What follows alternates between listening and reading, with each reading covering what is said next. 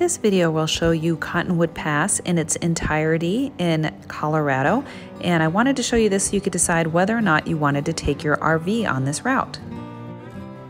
Cottonwood Pass is the northern part of this route, shown here, the one that is 1 hour and 49 minutes. And so technically it goes from Taylor Park Reservoir. If you can see where it's pointing, where it shows 1 hour 49 minutes, there's some blue in there, and that indicates where Taylor Park Reservoir is at.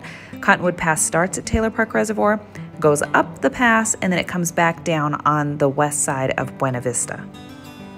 The southern route that goes back to Gunnison and then over kind of by Salida will take you about a half hour longer. Both of those times are, of course, looking at cars, so it's going to take you more in an RV.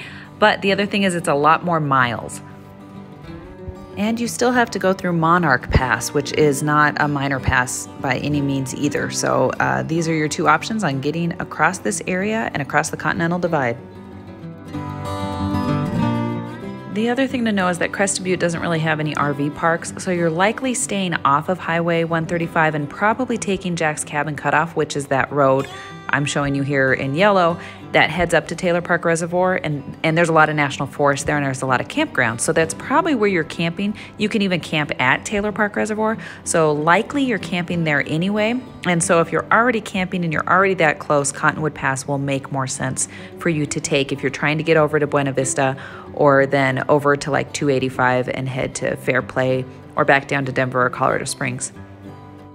So this video is going to show you Cottonwood Pass. We're starting here at Taylor Park Reservoir, and that's not the reservoir, that's just a little pond off the side of the road.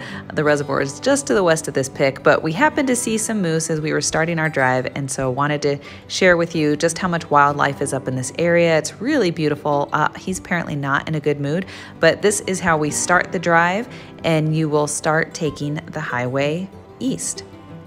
The road that you're taking here is County Road 209. There's also a sign, so you can't miss it. It'll show you Cottonwood Pass, you know, Buena Vista in this direction. And this road continues and goes through, and from the Buena Vista side, on the other side of the Continental Divide, the road is called County Road 306. So don't be confused, it's all the same road. It just has a different name on either sides of the divide. You'll notice our speed looks a little fast here, and that's because I've double timed the video footage on this because it took about 30 minutes for us to go up and then come back down the pass, and that was too long to sit here watching this. So I sped it up, so this is all showing you double time just so you can see the full drive, but you don't have to just sit here for a half hour just watching that. We are driving this pass the first week of July in 2021. And just so you know, this road is not open year-round. This pass becomes covered in snow, and it's a really great snowmobiling route and a really fun snowmobiling trail, but it is not accessible for vehicles. The road usually opens sometime like in May, maybe June, when they can finally clear all the snow off the road, and then it will close again around October. That's when we tend to start getting our big snowfalls here in Colorado, and so once the snow really starts coming and building up, then they close the pass for the winter months. So you can only use this during the summer and early fall.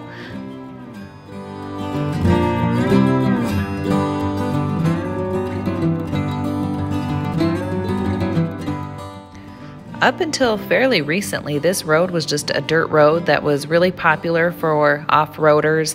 Obviously, like I said, snowmobiles would come and travel it during the winter months, but it wasn't something you would even consider taking your RV on up until a few years ago. And then in 2017, they started expanding the road and they cleared out a bunch of these trees. You'll see how they've really cleared out a lot of the space that is off the shoulder and off in the distance, so you don't have a lot of trees coming onto the road. And they widened the road and they paved it.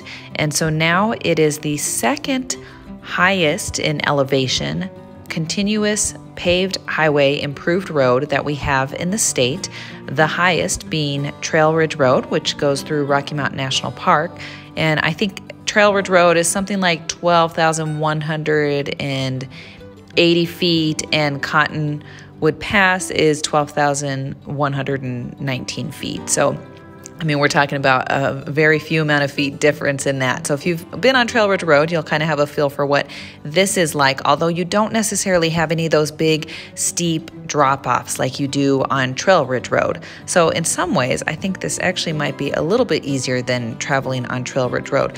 And you don't have nearly the traffic. I think a lot of people still don't know that this is available as a route to take, or like us, we were unsure whether or not we really could take our RV because we've been on this path so much with snowmobile. It didn't seem like a good idea with a 38-foot motorhome, but it was totally fine. And after having done it, as you'll see here, we absolutely felt like we could do this with our big rig.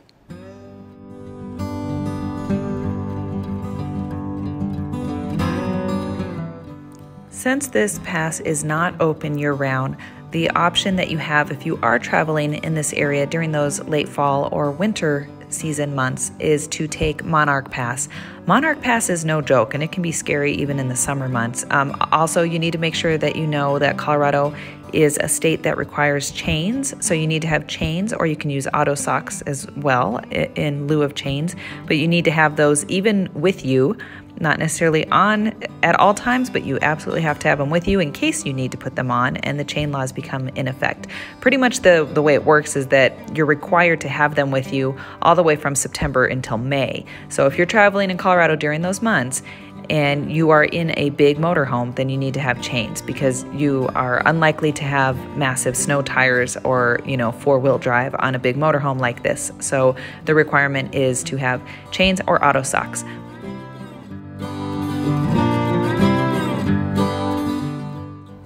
There are occasionally some pull-offs, so if you want to pull over and allow people to pass, you can do that. There's not really any passing lanes. It pretty much stays this 2-lane road the whole way through.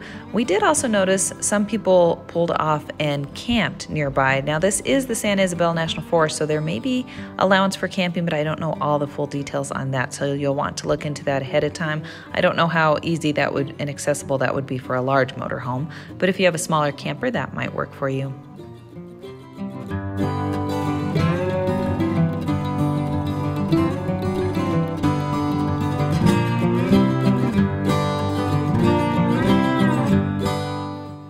You can see there, we pulled over to let somebody pass us there. You can also probably tell this, but we're in our Jeep recording this. Normally, we're recording these as we're driving them in our RV, but because we wanted to check this out ahead of time, we wanted to drive it with the Jeep just to see what we thought before we ended up driving this and getting stuck or having some problem with the RV. So we wanted to make sure everything was clear and then record it for you so you could see whether or not you want to drive your RV on this pass. And like I said, we definitely feel comfortable now that we could do this, but that's why we're recording this.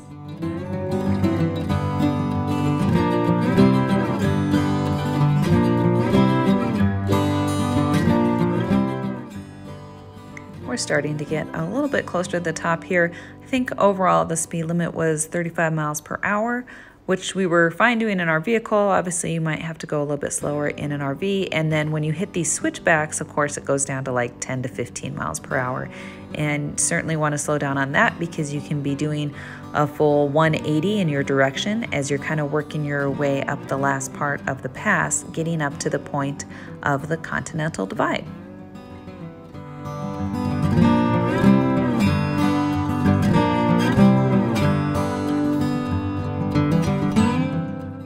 We did not notice any guardrails anywhere along this route, and probably the scariest part is as you're getting towards the Continental Divide and at the top of the pass, then you can start getting these vistas out in the distance of the mountains. You can actually even look back and look down and see Taylor Reservoir down at the base while you're all the way up at the top, and you're going to see that here in just a minute.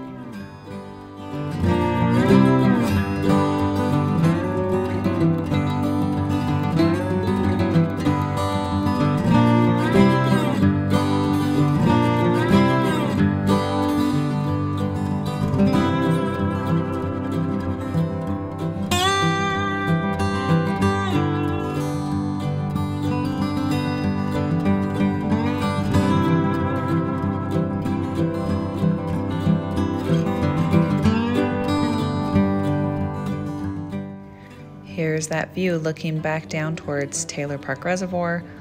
off in the distance, and you can see that shiny patch down there, and that's actually the reservoir.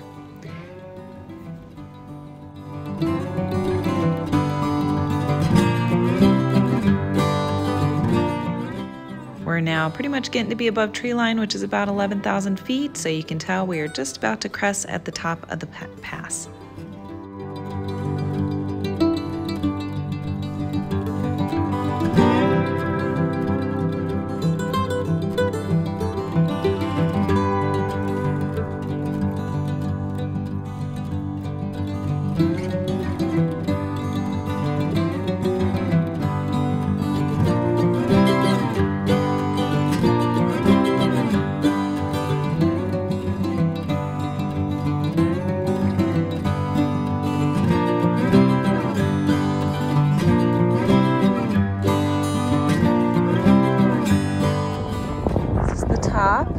Cottonwood Pass. You can do a little bit of a hike right there and get a view of the valley down below. It's a little pond. Taylor Reservoir is just out in the distance. You can't quite see it. Those two mountains V. It's kind of just past there. And we're up at the top of the pass. It's elevation 12,126. You can see there's parking and there's some RV parking spots. So we've got three pull-throughs right there for RV parking. So you can just pull through, stop, stretch your legs, do a little hike if you want, and then continue dropping down the pass on the other side. And as you can see, there's a couple different hiking paths if you wanted to do a quick hike. Expect wind because it's always windy on these mountain passes. And the other thing is you don't really want to be doing it in a storm because lightning is a real risk when you're up on these passes and hiking as well. And so now we're going to start the downhill journey and enjoy the beautiful views out in the distance as we're heading back down.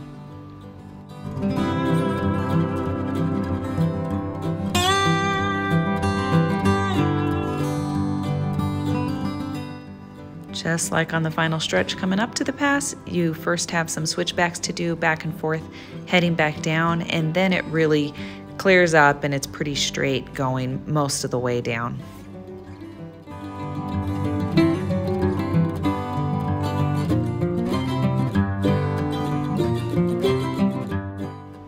And a reminder that at this point in time, it's called County Road 306. So if you're looking at a map of Buena Vista, that's what you're looking for is County Road 306 to know what the route is if you were to take this from the east side from Buena Vista over west, heading to Taylor Park Reservoir.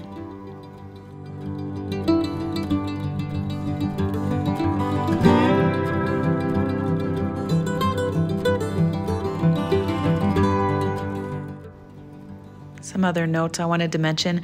Crested Butte is a really beautiful town. It's a very cool mountain town. They have skiing. They're really known for their wildflowers because you have all these big meadows and these amazing vistas out in the distance.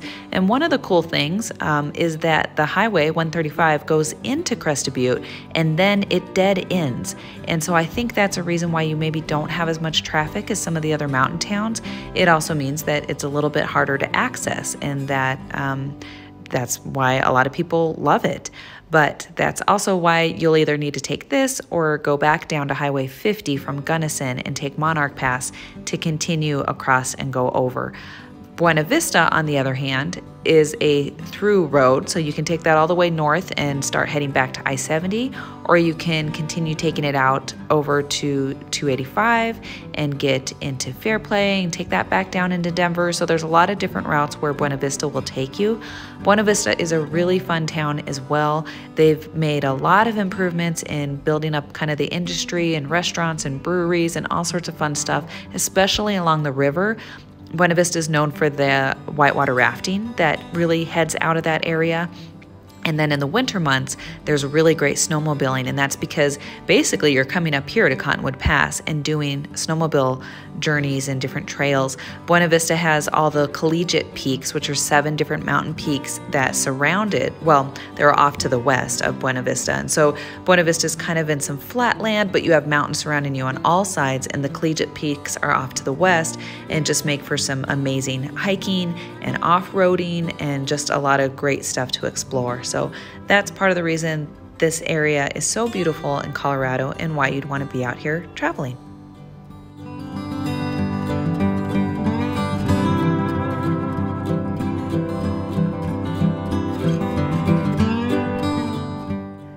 There's also a couple different National Forest campgrounds that are out on this road, and I'm not quite sure we show those in this video, but they're just kind of as you're heading towards the base of these mountain peaks and you're getting a little bit closer into town, then there's going to be some turnoffs to various different National Forest campgrounds.